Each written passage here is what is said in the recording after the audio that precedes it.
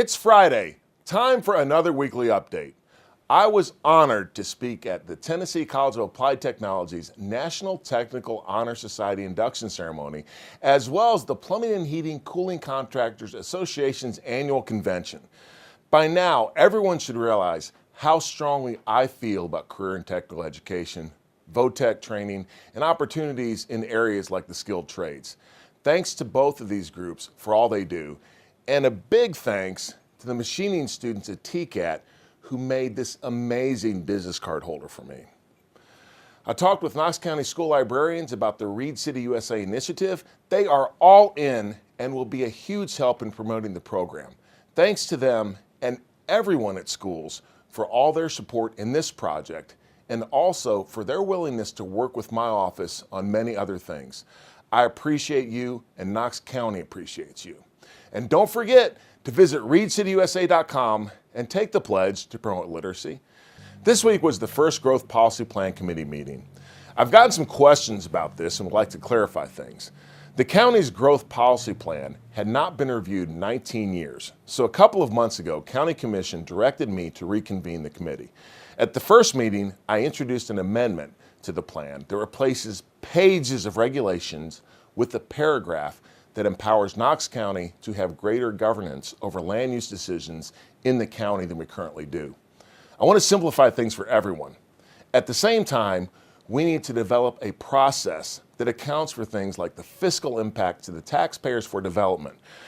Current zoning regulations do not allow for things like town centers or more than two housing units, per acre outside of our urban growth area. People are going to keep moving to Knox County. The way to deal with that growth is to make sure that they are moving to where the infrastructure costs to support them are not exorbitant. I'd like to see a streamlined policy with a more consistent and easier process that does not require so many ad hoc rezoning requests, which is what we have now. We need smart growth, folks. We need a plan going forward that accounts for the growth that we are going to see over the next several decades.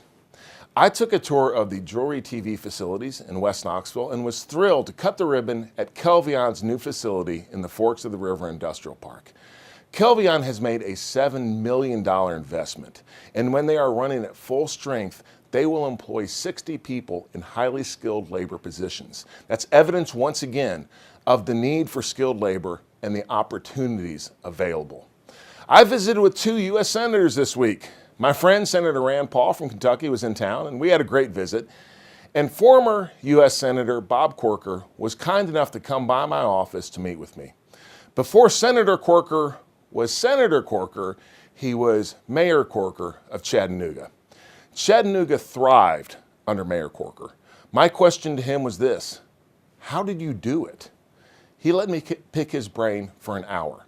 I cannot express how appreciative I am for his time and for his sharing his expertise, experience, observations, and advice.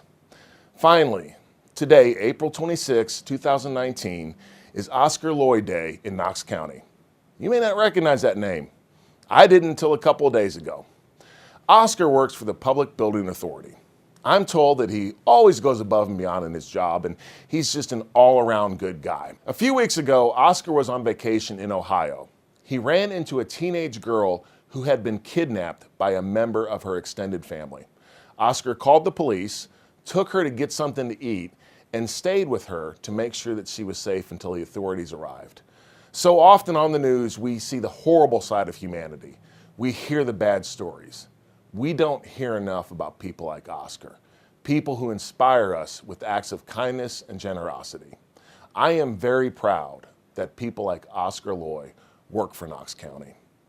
This week's Eat and Greet was at Scrambled Jake's in Rocky Hill. Don't forget, next Wednesday, May 1st at 9:30 a.m., I will be delivering my budget speech at Central High School. Please be aware, though, that parking is limited. Until next Friday, I hope that you all have a great week.